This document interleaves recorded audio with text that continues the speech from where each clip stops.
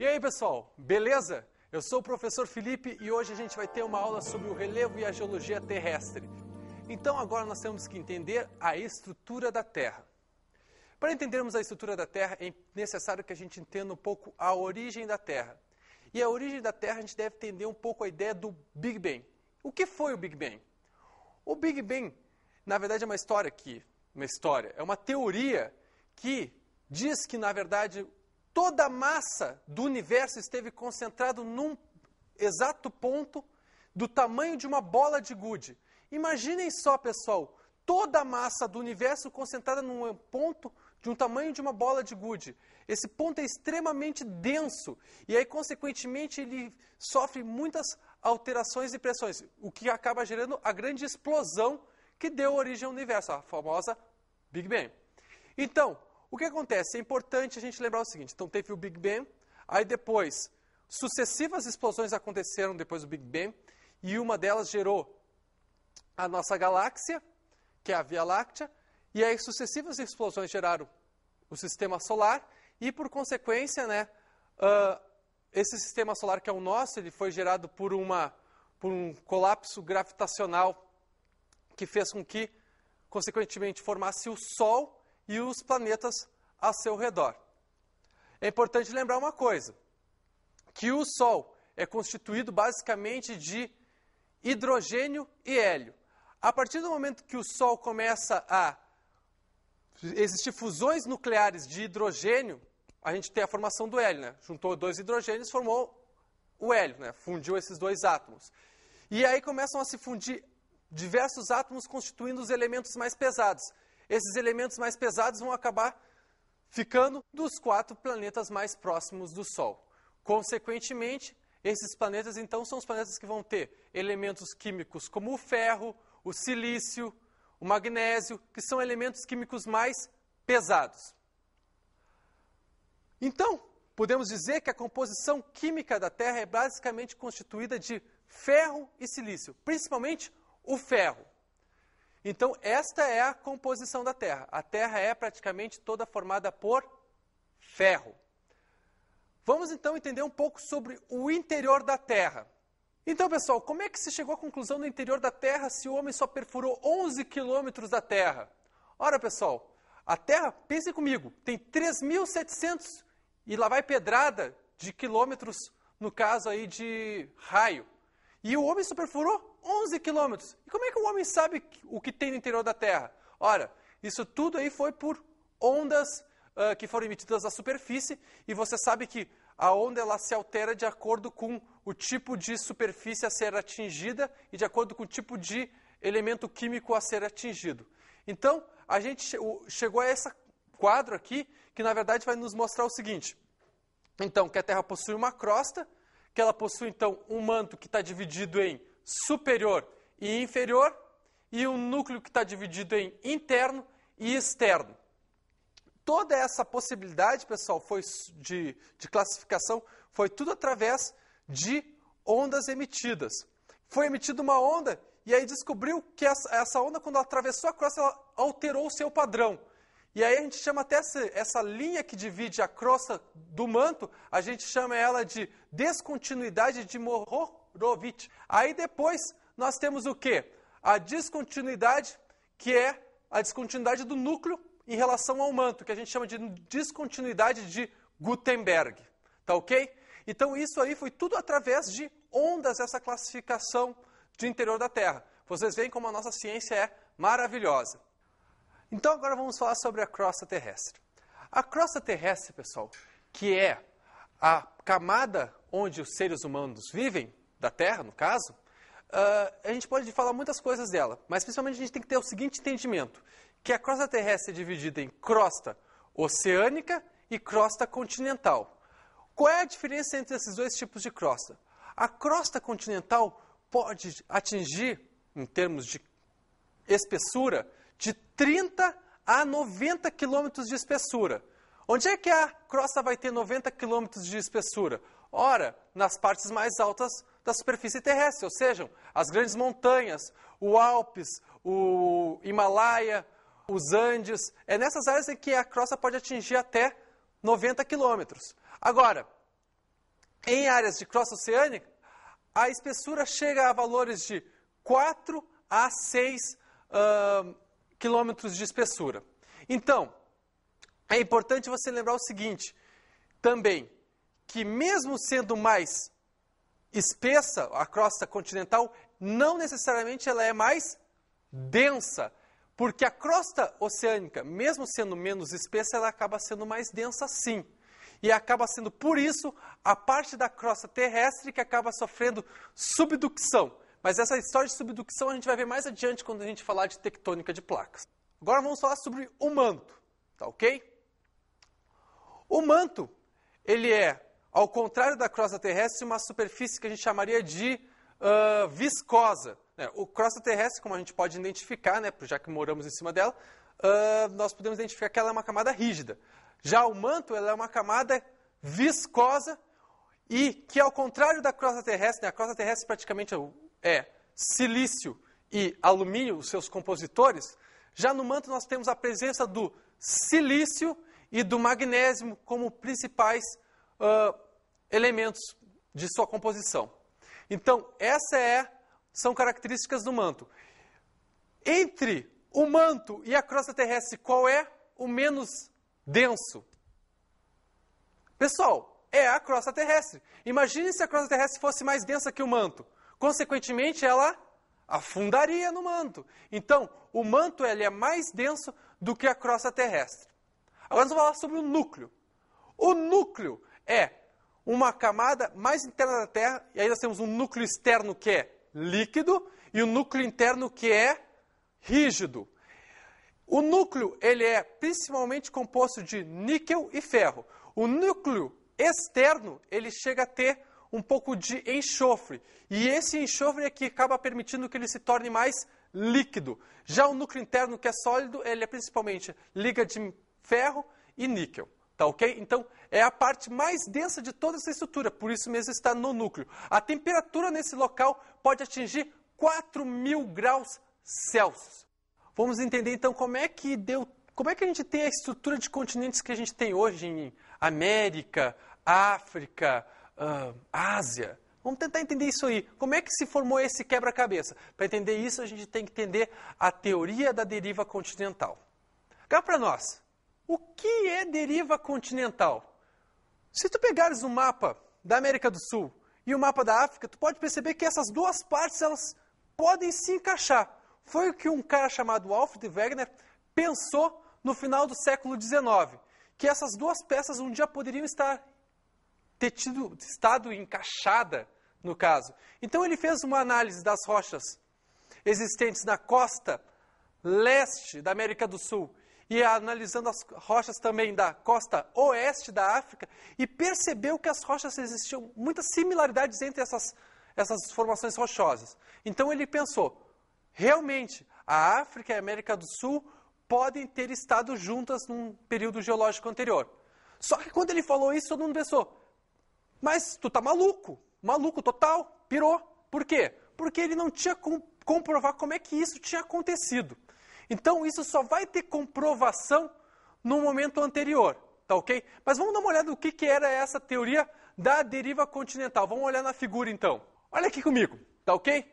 A Terra, 200 milhões de anos atrás, ela formava um grande continente chamado Pangeia, um supercontinente. Consequentemente, se tu tem um continente único, tu tem um oceano único. O nome do oceano único é Pantalassa. Nos 135 milhões de anos, tu tem, então, esse Pangeia se dividindo em dois elementos. Né? No caso, a Laurásia, que seria o que hoje é a Europa e a Ásia, e o Gondwana, que seria a África e a América do Sul. Depois, nós temos a separação em 65 milhões, a gente já tem, então, praticamente a atual conformação dos continentes, e chegando, então, no que hoje é a conformação dos continentes da Terra.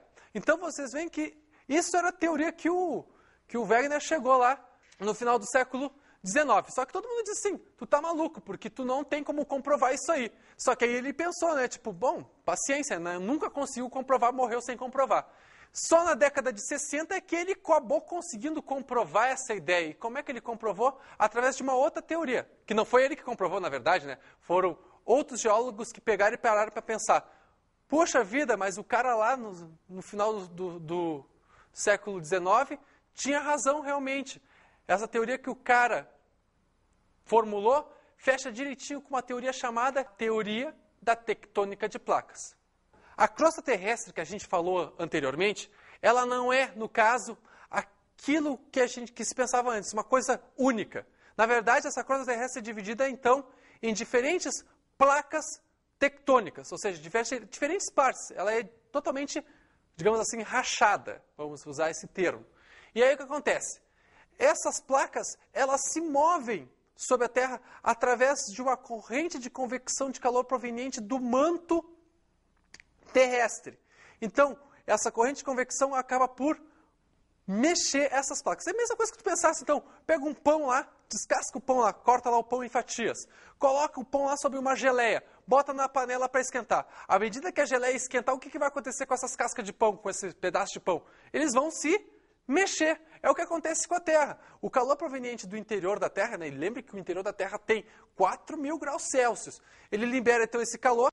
Esse calor, então, no caso, nós temos um manto líquido. E o que acontece? A crosta terrestre acaba se mexendo sobre esse manto que é líquido, tá ok? Então, essa é a teoria da tectônica de placas que acaba permitindo, então, que seja comprovada a teoria da deriva continental, porque explica o mecanismo que, no caso, separe e junta continentes, tá ok? Agora, uma coisa que é importante lembrar nessa ideia de tectônica de placas, são os limites de placa. Sobre os limites de placa, é importante a gente ter a seguinte diferenciação. Nós temos os limites divergentes, os limites convergentes e os limites transformantes.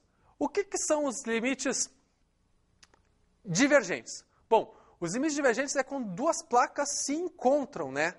Tipo, se encontram, o que acontece? Quando duas placas se encontram, uma acaba sendo consumida pela outra. Vocês estão vendo aí na animação, né? Então, uma placa acaba sendo consumida pela outra. Por quê? No caso, é o choque dessas placas. A placa, no caso, normalmente a oceânica, ela acaba sofrendo o que a gente chama de subducção. Ou seja, esse processo onde a placa acaba sendo consumida. Tá ok? Em limites de placa divergente, vejamos aí a animação, nós temos o quê? A placa se dividindo. E aí o que acontece? Quando a placa se separa, o que acaba acendendo? O magma. O magma proveniente da onde? Do manto. Então, é isso que acaba acontecendo. Quando ela se divide, abrem caminhos para quem? Para que o magma proveniente do manto acabe extravasando.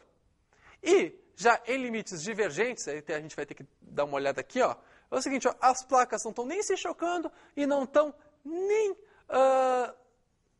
se separando. As placas só estão passando uma do lado da outra. Então, a gente chama esses limites, que são os limites transformantes, de limites conservativos, porque não há destruição nem construção de placas. Então, resumindo, nós temos os limites convergentes, que são chamados de destrutivos, porque a destruição da placa, de uma das placas tectônicas. Nós temos os limites divergentes, onde há construção de placa tectônica. Nós temos os limites transformantes, onde não há nem destruição e nem construção de placa. Agora, é importante a gente, então, entender quais são as outras consequências dos movimentos das placas tectônicas. Para falar sobre os outras consequências, nós temos, então, que lembrar uma coisa, sobre vulcanismo e terremotos, principalmente. Porque esses dois movimentos, principalmente, eles estão ligados a questões relativas a esses limites de placa. Então, se tu for observar isso, por exemplo, e isso tem na apostila, no material, o seguinte, os pontos onde há limites de placa são exatamente os pontos onde existem os vulcanismos e são exatamente os pontos onde existem os terremotos de grande amplitude, tá ok? Esses grandes terremotos que atingem valores de 7 graus, 8 graus na escala Richter, que vai até 10 graus, tá ok? Então, isso é importante lembrar, tá ok? Agora, eu queria saber de você aí mesmo. Tipo, por que no Brasil não há vulcões ativos e nem terremotos?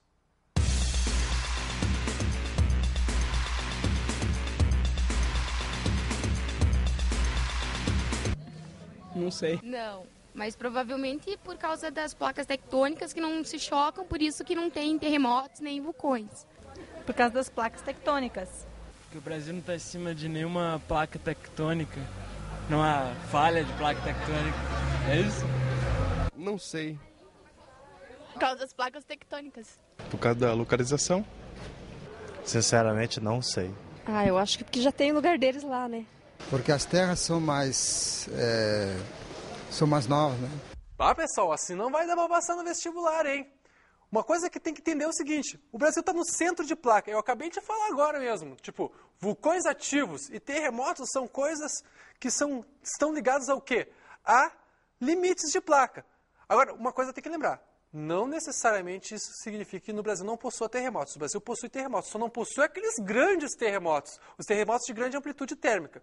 O Brasil possui terremotos de pequena amplitude, que está ligado ao quê? A pequenas falhas que existem ao longo da placa, tá ok? Agora, os de grande amplitude e os grandes vulcanismos estão ligados a limites de placa. Como o Brasil está no centro da placa, consequentemente, o Brasil está livre dos vulcões ativos e terremotos. Tem que se lembrar disso, hein, gurizada?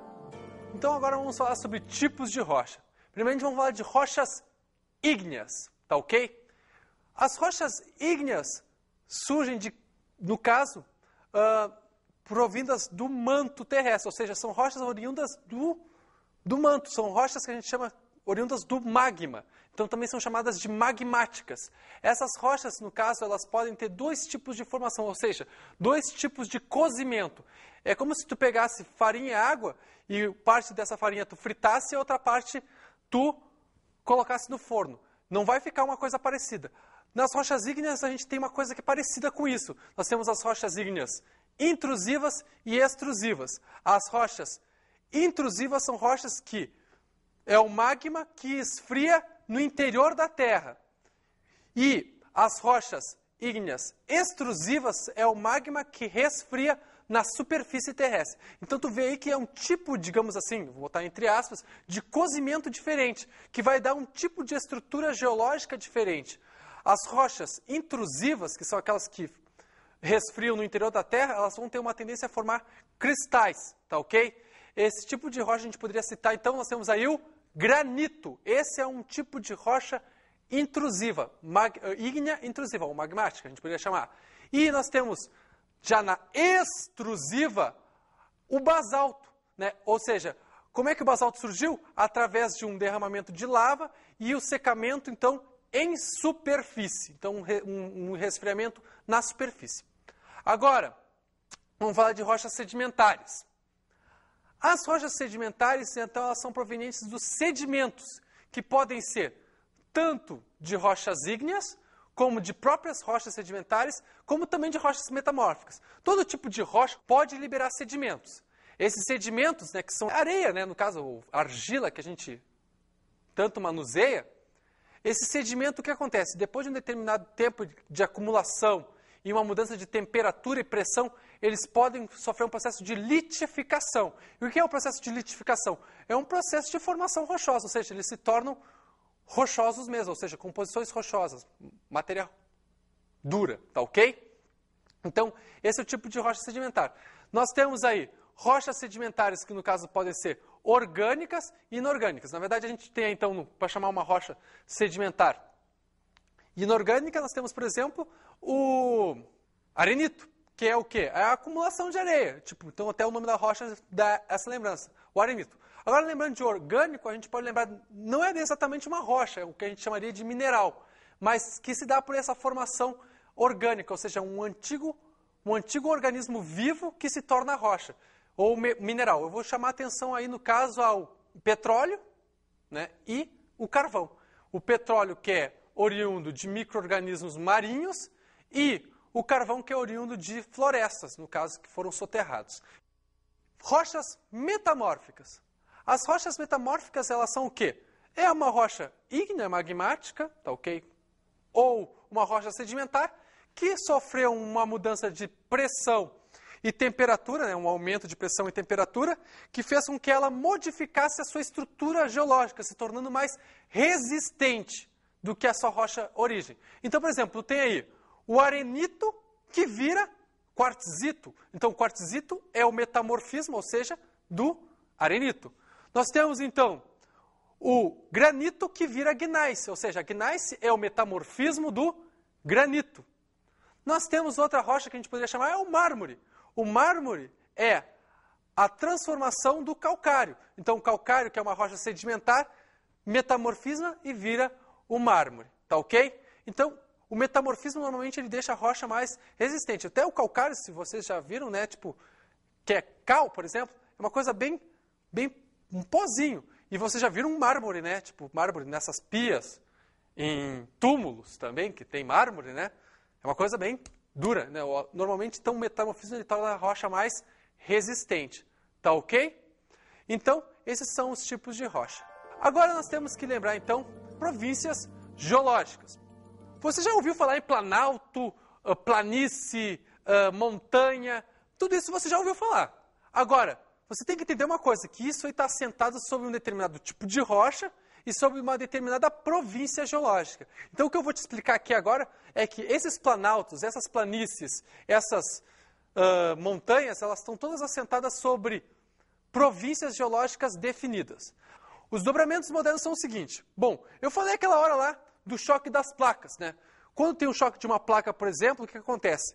Uma placa é consumida, mas eu acabei não falando a segunda parte. A placa que é consumida, então, foi consumida. Agora, a outra placa, o que acontece com ela? Ela acaba sofrendo um dobramento. Esse dobramento, pessoal, dá origem a montanhas, tá ok?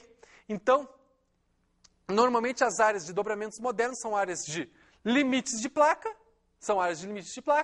e são áreas onde a gente possui grandes cadeias montanhosas. Por exemplo, Andes, Himalaia, Alpes. Esses são alguns dos dobramentos modernos que nós temos pelo mundo, tá ok? O Brasil possui dobramentos modernos?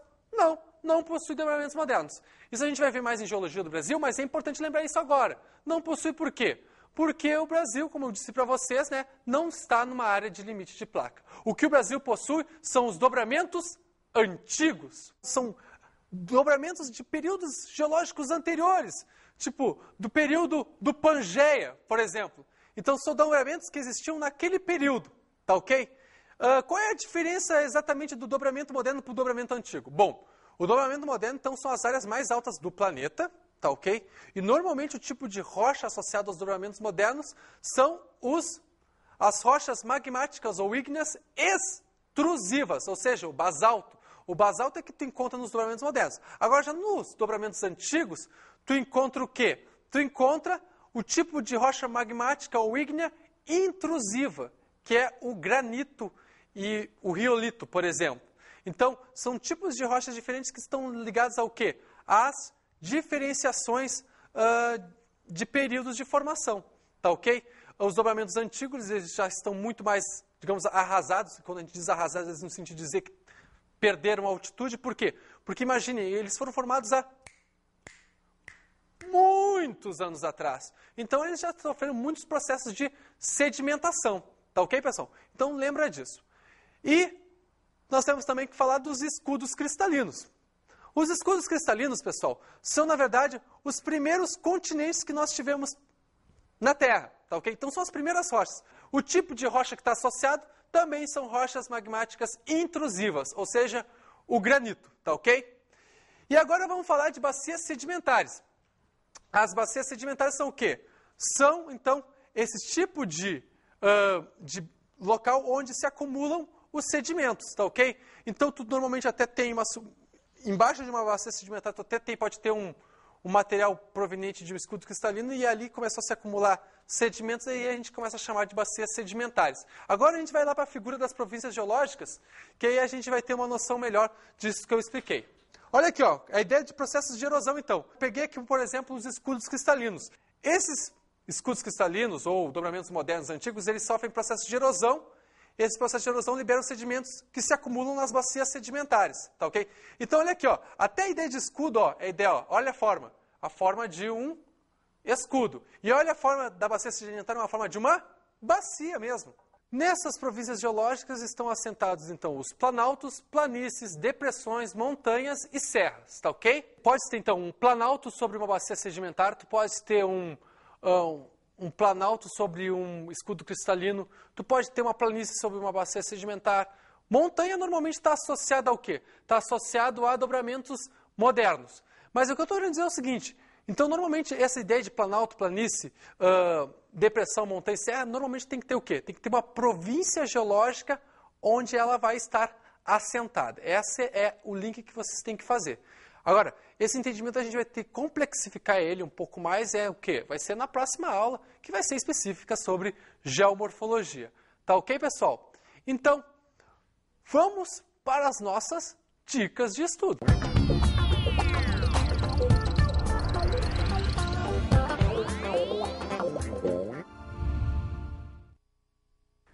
Então, pessoal, a dica de estudo é a seguinte. Leiam o livro Geografia de Lúcia Marina e Técio, da editora Ática, porque lá tem bastante figuras e aí você vai poder entender um pouco mais sobre essa aula de hoje, que é bom que a gente tenha essa ideia com as figuras, tá ok?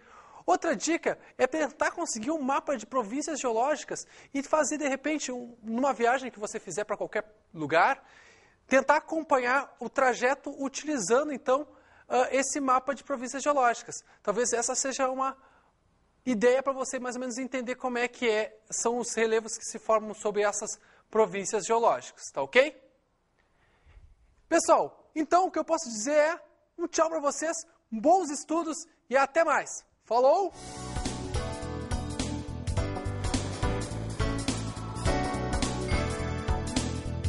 O tema da aula de hoje foi o relevo e a geologia terrestre.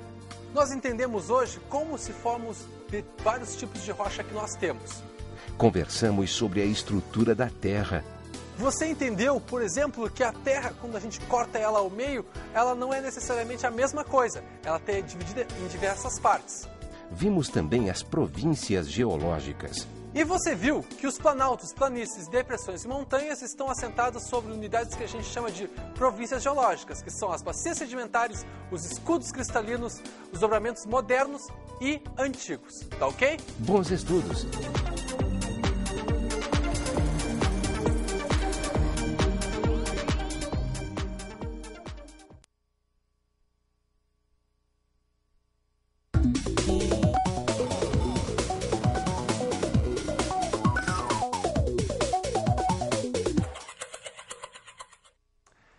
E aí, professor, tudo bem? Para trabalharmos geologia, é bom que levemos em sala de aula amostras dos diferentes tipos de rocha. Rochas metamórficas, rochas ígneas, rochas sedimentares. De modo a fazer com que os alunos percebam as diferenças entre elas. E assim, eles possam fazer a reconstituição da origem das mesmas. Uma outra atividade que é possível de se fazer é o uso de maquetes, simulando os diferentes limites de placas. Isso vai ser importante para que o aluno visualize que existe áreas onde há construção de placa e áreas onde há destruição e as áreas onde há conservação de placa. Professor, você pode ter muitas ideias e ideias muito melhores do que a minha. Então, o negócio é pensar agora e trabalhar. Até mais!